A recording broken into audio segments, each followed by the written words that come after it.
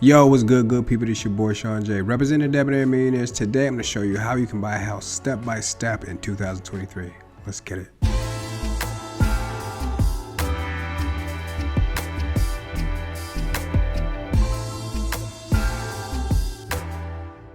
So this video is for all my people who either tired of renting or just ready to buy a house. I'm gonna give you every step that you need to know from the beginning to the end on the process of buying a house. So stay tuned. All right, so let's begin. Step number one is deciding that you're ready for a home. A home is a major commitment. You wouldn't realize how many different payments or things you're gonna come across. Renting is real easy. All you gotta do is pay your rent, and then if you have a problem, you just complain to somebody, right? But if you have a home, there's no one to complain to. All you can do is fix it. All right. So with that being said, I have a set of must-knows that you should know before you purchase a home. All right. So let's talk about those. So the first thing that you should know when deciding a home is your income and employment status. Why do you need to know that? If you do not have a 2-year employment status, the banks are really going to start to question you right there. You don't have to have that, but that is essential to most banks out there. They would want you to at least have some stability wherever you work at. So at least 2 years, maybe I think they can go down to at least 4 months. If you have 4 months of stability, they would think about, you purchasing the house from them. But most likely they want 2 years, either tax returns or W-2s. So just to let you know. Another thing that they look for is your debt to income ratio. Your debt to income ratio, or your DTI, is another financial instrument that mortgage lenders use to evaluate your loan application. By calculating your DTI, it shows how much of your income actually goes into your debt. This also shows how much debt you can add on to your income. So let's do an example. The formula goes by you divide your debt by your monthly income. So this can include any credit card debt, car payments, personal loans, any of that. They just want to know the payments, so not the entire loan. So if you have a $14,000 car and your payments are $200, they want to know that $200. If you had a credit card payment and you owe $3,000, they want to know how much is your minimum payment. So all those payments you add up, okay? Now to calculate your gross monthly. So if you know your yearly, you go ahead and divide that by 12. That will give you your monthly income, right? Or if you don't know that, just go ahead and take what you made for the last month and then add that all up together. So then what you do is you divide your debt, which let's say your debt was $2,000 each month, right? And then you had a monthly income of $6,000. So that would give you a DTI of 33%. I want to let you know that it is important to be honest with yourself. You may think that you might be hiding some debt from yourself, but they're going to ask for your credit report, and then they're going to look at it and see what type of debt that you have. If you have it, if it's on your credit report, they're going to add it to your DTI. If it's not, then hey. Also, I like to add, depending on the loan, they may ask you on your front end ratio, which is your housing expense. So if you're paying rental expenses, or if you already have a house, yeah, they're going to want to know that too. So if you want to calculate that. So if you already have a house, they're going to calculate the principal, they're going to calculate the interest, they're going to calculate the taxes, they're going to calculate the insurance. But let me tell you, right? If you have a house and you put a renter in that, it goes away. All right, so keep that in. That's secret number one. So to calculate the front end ratio, that would be take your house payment divided by your income. Let's say your house payment was $1,200. Then your income was $6,000. So you would divide $12,000 by $6,000. Your monthly front end ratio would be 20%. So now that we got all the calculations out of the way, you are looking for 43% and below with the DTI. So let me just let you know, if you have a 43% or below, you're eligible. Next thing you're going to need to know is what kind of liquid assets do you have? Now you're probably like, liquid assets, what do you mean? Liquid assets meaning like what kind of cash you have on hand. Do you have anybody who can give you money that's related to you? You're going to need liquid assets because you're probably going to have to put maybe 3% down. I mean, you can't get 0% down, but 3% down is usually the lowest you can get. All right, but there are ways for you to get 0. Just continue on with the video. Also, during the loan process, you're going to acquire different fees from different third parties and even the lender. You should know that there's going to be closing costs. That's going to be involved with it too, about 3 to 6% of the purchase price, just to let you know. And fees, what I mean by that is like you might have an inspection fee, you might have a lawyer fee, you might have just different fees. So just to keep that in mind, 3% to 6% of what the purchase price might be would be the fees or closing costs. Next, you're gonna have to check your credit history. If you know that you have bad credit, you had a bankruptcy in the last like 3 years, 4 years or something like that, you might want to wait a little bit. But if you have good credit history, this all takes part in your interest rate, right? Your interest rate and the loans that you qualify for. Your credit score will show the lender how much risk they are taking on by adding you to their lenders list. I'll let you know now that most lenders are looking for about a 620 credit score. So if you have below that, you might try to raise it. There are some lenders who will loan out to those who have lower than a 620, but it depends on what kind of loan they have. A 720 will usually get you the best interest rate that you can have. So 720 and above, that's what we're looking for. Another thing to consider is, do you want to live in a place for 30 years? Most of these loans are going to be 25 years or longer. So just to let you know, if you're not thinking about it, it's hard to sell. It's not as easy to sell as most things. It's not as liquid as most people, especially in this type of market. So a thing to consider is, if you have the patience to sell, then you can buy. But if you do not have the patience to sell and you don't know if you're going to live in a house for 30 years, then it might be something to consider. Step number 2, calculate how much home you can afford. For this, first I would know my DTI, so I would know how much money or extra money I have in the expenses to use for a house. 43% is threshold, remember that. But that's only with some loans. There's some other loans that get higher than that. I'll tell you more about those loans later in some other videos, but today we're going to focus on that 43%. That will get you in a good range for most loans. After that, I'll check out Zillow or Redfin, look at different houses and play with their calculator. Also, I'll put a good calculator down in the description below if you don't want to do those 2 options. Cool. Step number 3, saving for your down payment and closing costs. This is where those liquid assets that I was talking about earlier, where you had your savings account, or if you had any stocks that you want to exchange for a house, so that is very possible. They'll take on that, or they will take on a gift from a relative or something like that. They will definitely take a letter that says this is a gift to whoever you are for a down payment in the house. They'll also take that for the down payment.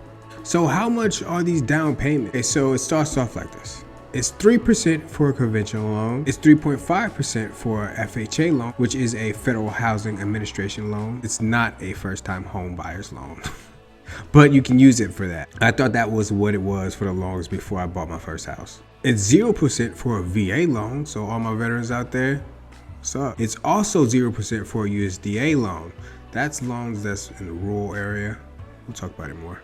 And it's 20% for all investor loans. They require 20% down. They need you to put that down payment down. Down payment is what they call skin in the game. They need to see that you really want this. So that's their way of showing, hey, put this money down. You put that down, we can back you up 97% sometimes. So how much are closing costs? Closing costs are anywhere from 3 to 6% of the purchase price. So if you bought a $200,000 house, that's anywhere between $6,000 and $12,000. Just to let you know, just to have a reference point. You also may need to pay insurance if you have a government-backed loan. So if you have a government-backed loan, they're going to require insurance especially if you have over 80%, I believe it is, that the loan is due. So just to let you know. Other costs are anything from inspection to lawyer fees to pest inspection. There's a bunch of things that go into buying a house, and they need to know that this house is a quality house that people want to live in, and not just a house that you're just gonna throw away and then mess up that loan and take that money and do nothing with it. So they want to know that this house is a quality house. That's all it is. Step 4, deciding on what type of loan that you want. So let's go down a list of loans, right? There's conventional loan. Conventional loan is like a private loan from private companies like Fannie Mae and Freddie Mac. Under the Fannie Mae, Freddie Mac umbrella, you could put as little as 3% down. Next, we have the FHA loan, the Federal Housing Administration loan. This is a loan that you could put as low as 3.5% down.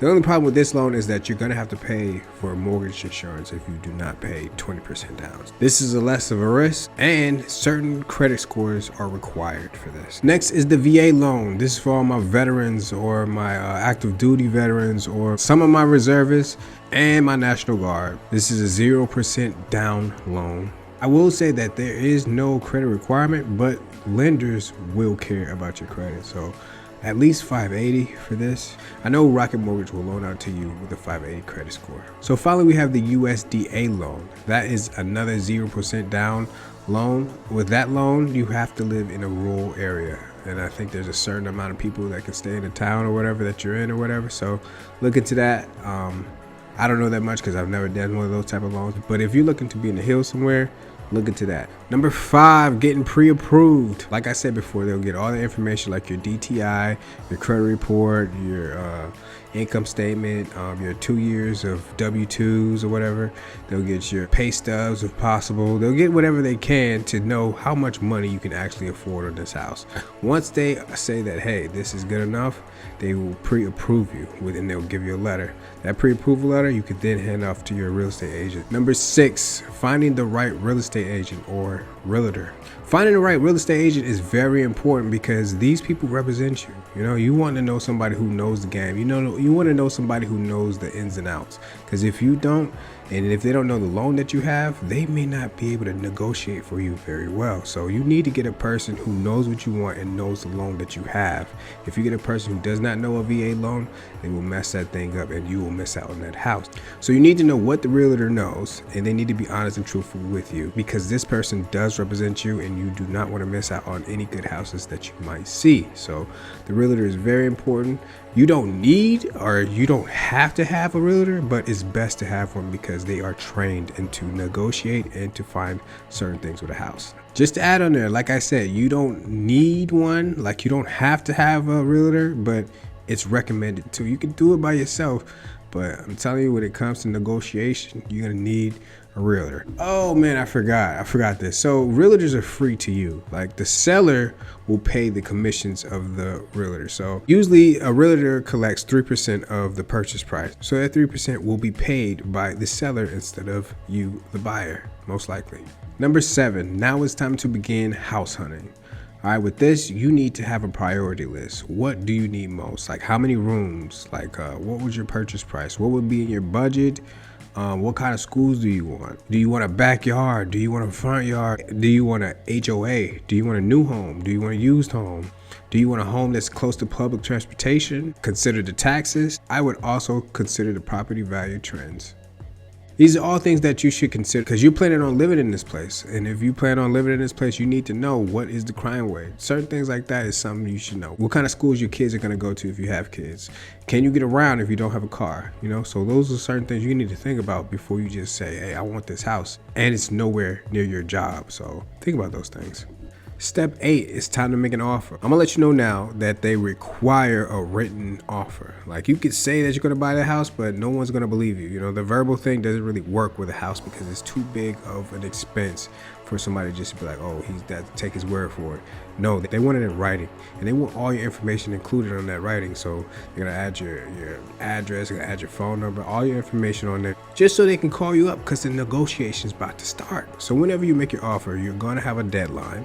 Number 1, and you're gonna have your offer in that deadline. Also, you're gonna have to put down some earnest money, just so you know, skin in the game. That's what it's all about. The seller doesn't know you're honest. I mean, just you saying something right, it doesn't mean they're gonna have to wait for you. You know, they don't know how honest you are about this, so they want some earnest money to make sure, and that's usually like 1% of the purchase price or whatever. But it's okay because it goes to your down payment, so it's okay. I also want to let you know that if you decide that you want a house, you put your earnest money in, but then you say, no, you know, I cancel after the offer was accepted. If you cancel after the offer is accepted, then you lose your earnest money. So when you make your offer, the seller has 3 different choices. They can accept your offer, which, you know, that means they accept your offer, you can move on. They could reject your offer. That means, hey, I don't like your offer, take that back. But just to let you know, you can submit another offer. They can also counter offer, which is saying, hey, I don't like this, change that, or you know what, I'd accept it with this. So they can counter offer you and negotiate with you also. So those are the 3 options that they'll usually take. If they accept that offer, you're good to go. Step 9, home inspection time. A home inspection is needed. I mean, it's not required, but it's needed because you don't know what kind of things are happening, because you don't know what is wrong with this house. The home inspector inspects the electricity, the roofing, the appliances, and a bunch of other stuff. And at the end, they will give you a report of everything that they found. So if you find their foundation is messed up in the house, that's a good note that that house is not good, and you need to go ahead and let them keep that earnest money. And sometimes they can find something in inspection, and then you can tell the owner, hey, I'm not buying unless you fix that. That needs to be fixed. Nobody can live there like that. And because sometimes the owner doesn't know that the foundation is wrong, or the windows aren't sealed properly or something like that. So it's good to always get an inspection. No matter what anybody says to you, it's best to get an inspection. If you skip that part of the process, this might be the worst deal of your life. Number 10 is getting the home appraised. All right, this is required. The inspection was for you, just so you know what you're getting into. But the appraisal is for the bank. The bank needs to know that the house that you're buying is worth the amount that it says it is. If the appraisal is not equal or greater to the house purchase price, then you're gonna have some issues closing that deal or even getting it financed. Number 11, it's time to ask the seller for any credits or repairs that you can get. All right, it is best to know that once the deal closed, it's closed. You ain't getting nothing out of it. You can't blame nothing on nobody but yourself, right? So you need to ask the seller, hey man, there is something wrong with the foundation. We need to fix this. Hey man, the windows are not looking good. Hey man, the appliances are out. So we need to get a warranty or something for this deal. You need to get something out of this. If there's something wrong with that you saw in that inspection, mention it. This is the time that you should be negotiating to get whatever you can. And if you can't, ask for some credits, ask for some seller points, get some of that stuff, knock some of that down, so you don't have to have the headache of dealing with that when you actually are living in the house. Because after that sale is done, it's over. You can't do anything about it. There's nobody to sue. There's nobody to sue. Number 12, get a final walkthrough. Make sure you walk through the house and have a good feel. Is this really what you want? Is this really gonna be the place that you want to stay? Is your family gonna enjoy this house?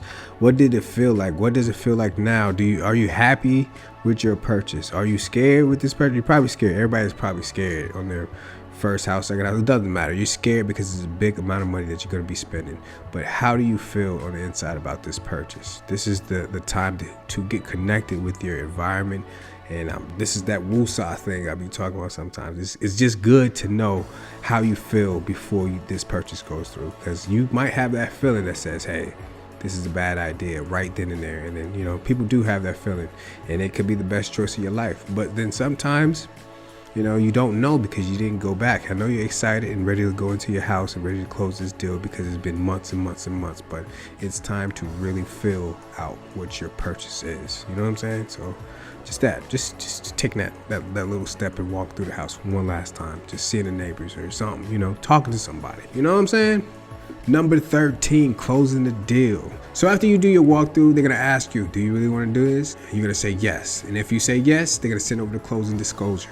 When they send over the closing disclosure, you have 3 days to sign for that thing. 3 days to really think about it. You take your walkthrough then and see, hey, do I really want to do this? And you have 3 days to either get at it or sign it. If you do not sign it, then hey, that means you didn't want the deal. Okay, so you lose your money, your earnest money, and all that other stuff. All right, so you either got to sign that deal or let them know that, hey, I need more time to think about this. All right, so that's the first part. After you sign the closing disclosure, you then go into your closing meeting. Bring your ID, a copy of the closing disclosure, and your proof of funds. They're going to ask you to sign your settlement letter. Your settlement letter is going to list all the closing costs, everything that, in one summary. Then you're going to sign the mortgage note or the promissory note. This is basically saying, hey, I am taking this loan and I am about to pay this for the next couple of decades. So it's mine, but the bank keeps the deed until you actually have bought the house. But yeah, that is all the steps of buying a house. Yeah, it's a little complicated. The process takes about 3 months, maybe at most. Sometimes companies can do it faster. Closing takes a pretty long time, just to, make sure that you have the actual money. And don't think of it as any type of way. Don't hide any type of thing, because when you hide things and they find it later, that could be noted as fraud. So you don't want to do that either.